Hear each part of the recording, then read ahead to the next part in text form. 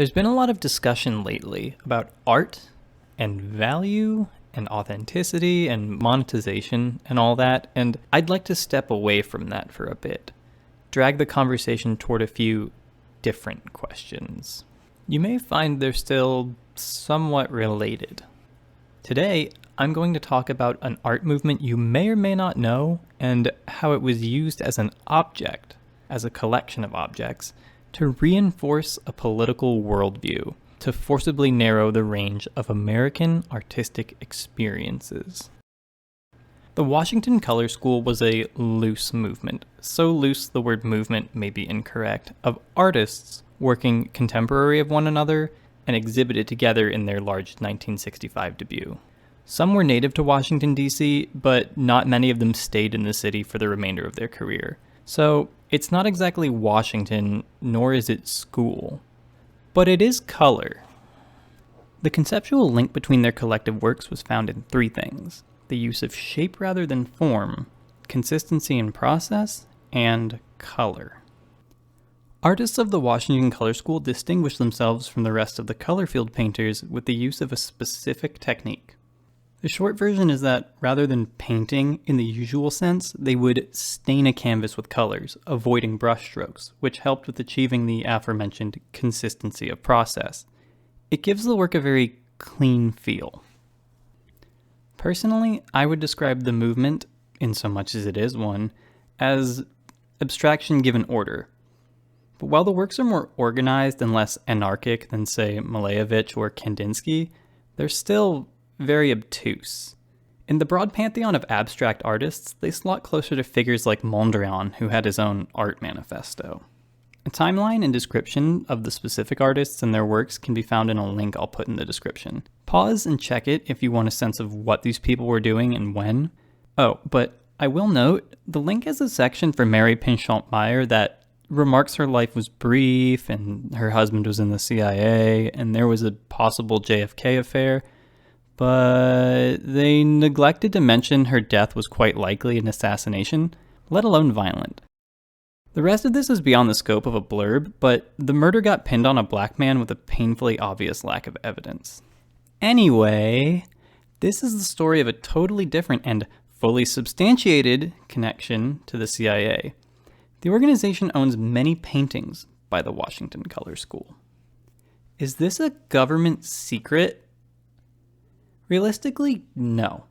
There's some claims that the paintings are fully hidden from the public to such an extent that an exhibition once went up trying to replicate what they probably have.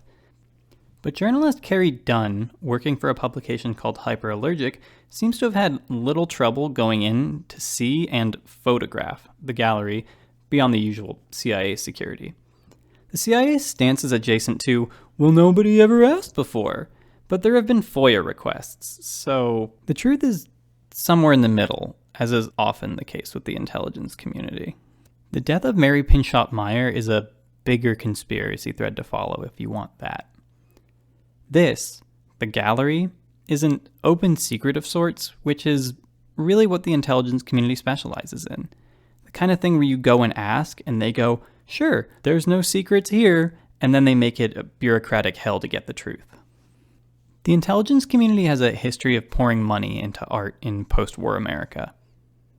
In 1946, the State Department created a collection intended to be sent abroad to show America was a cultural nation. Including figures such as Georgia O'Keeffe and Jacob Lawrence, these works did not reach the level of abstract art that would come later.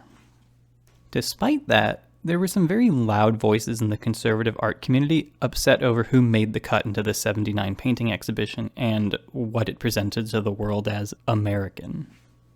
Long story short, following this, the American intelligence community did not drop their mission of promoting certain American artists, they merely obfuscated it.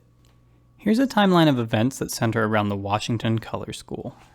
In the 50s and 60s, the CIA funds figures like Jackson Pollock through a long leash policy of maintaining several degrees of separation. In essence, never directly contacting an artist, working through middleman buyers. 1965, the first generation of Washington Color School artists debut. 1968, Vincent Melzack, a man who would go on to get fired from his position at the Corcoran Gallery after a heated fistfight, loans a collection of Washington Color School work to the CIA. 1970. Melzack has a Corcoran Gallery show titled Modernist American Art featuring New York Abstract Expressionism and Washington Color Painting. 1988. The CIA buys what becomes the Melzack collection, which includes some paintings that weren't made by the time of the original loan.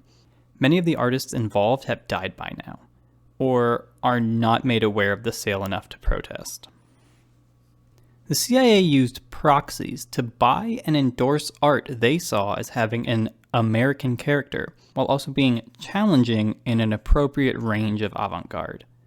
Essentially, they were cultivating an artistic tradition which favored this art, and the artists had no idea. The art handler, Vincent Melzack, was the point of obfuscation, and the collection the CIA owns today is named after him. He had a connection to the CIA, but the CIA denies that said connection was ever a channel by which funding or purchasing took place. It would look like a case of basic nepotism, where Melzack simply had a client lined up through his CIA buddy, had the CIA not already engaged in this tactic in the past. And that begs a pair of questions. Why did the CIA do it? And is it still propaganda even if they had no influence in the creative process? As for why, they tend to claim that it's as simple as needing decoration for their new headquarters. Seriously.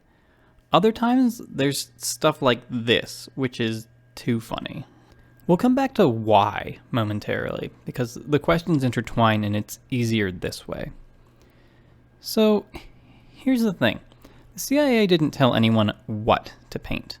They didn't, try and impose this style upon artists. So, it's not censorship or state-mandated, but that's kind of how it works. Adjacent to something like news outlets and late-night TV hosts with their corporate sponsors. There's some meddling with the free democratic process here. What the CIA did was try and correct the marketplace of ideas. They looked at a free market and tipped the scales. The state funded this art, though it did not produce it. The art isn't the propaganda so much as the value of the art.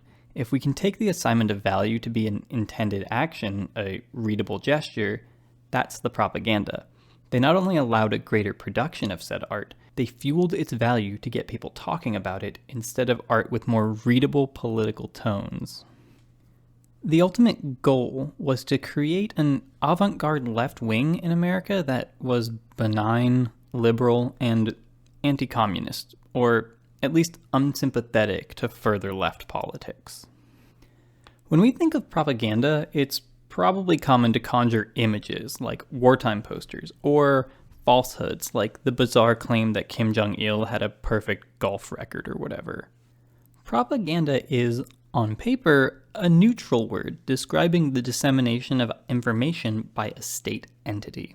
It has rightfully come to take on a negative connotation and be associated with the policing of thoughts, ideas, and actions through disinformation. In a vast marketplace of ideas, it's inevitable that someone will create the art a state would seek to propagate. The idea is not to shape people's creations, but to shape their ideas of what merits creation going forward. What art works, what sells. That's the function they're influencing.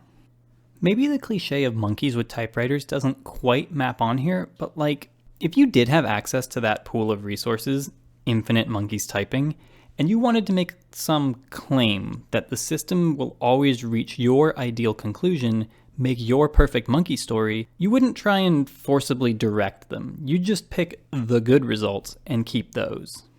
This is indistinct from propaganda in result, but deniable in practice. It's like getting out on a technicality. We didn't say what people could produce, we just promoted a very specific set of things for no reason. There's another problem, though. The artists wouldn't want this. There's something painful here. I mean, their art becomes a tool of sorts, and perhaps this is me perpetuating it, but I won't blame them for their apolitical work. In fact, I think in some ways their works probably do have a message and meaning. It's just that the CIA wanted art to be inaccessible, and in some sense these artists were an ideal vessel for that notion. Robert Newman, the last living artist featured in the collection, once spoke on this topic, and he said, "Personally, I would never have sold a painting to the CIA. It's my best guess that all of us would have objected to a CIA sale. We were all left of center, and the CIA's contribution to the war turned all of us off." At the start, I said that the point was to limit a range of experiences. I think that's an apt way to describe what happened here. The CIA knows it can't stop people from thinking and feeling, and it certainly can't stop people from creating art. But it also knows that we can only feel and think about things we perceive, and short of deadening our perception or destroying objectionable objects, their response is to frame our experiences, to hand us objects they have forced value and merit into. We are thus limited by what we are made aware of, rather than some obvious hard restriction. They generate the conversation which we will inevitably occupy ourselves with. Though of course it's to a very different end. Think about how NFTs are all you've heard about for the last year. And then remember that only like 400,000 digital wallets worldwide have ever touched an NFT. The fact that the conversation is at least an order of magnitude greater than the actual proliferation of the art is the point. Ultimately, I think it's interesting that art, which sometimes gets maligned as non-classical, bad, Marxist, post-structuralist, abstract garbage by people with Roman statues for avatars on Twitter, was art the CIA actively encouraged. The image of the avant-garde was important to capital L liberalist propaganda. It's kind of like jazz in that way. The message they want to establish is something like, only here, in America, with American freedom, could such challenging works be produced.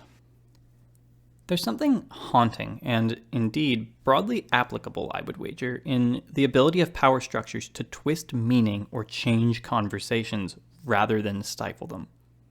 I know it's kind of dorky, but I'd like to leave off with a quote. This is Noam Chomsky.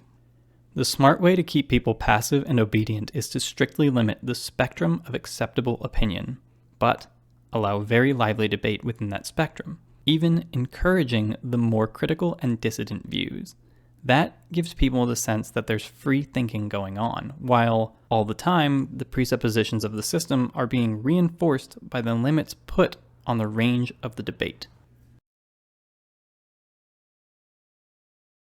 Hey, so thanks for making it to the end again. This one was shorter, which I think is good, even though I also think it's good when the videos are very long. If you want another video about DC, local things full of subterfuge, check out my video on a labor rights movement in DC that got very screwed over. And if you want a video about more cultural stuff, why not try this video I made on Dark Souls 2 and poetry? It's nerd things, but you know. As of writing this one, I've got like 200 views, which I guess is a milestone. I don't know. I'm kind of pleased about it. I don't know what the next one's going to be, but it'll probably be good still. You should stick around and watch it maybe. I don't know. Bye.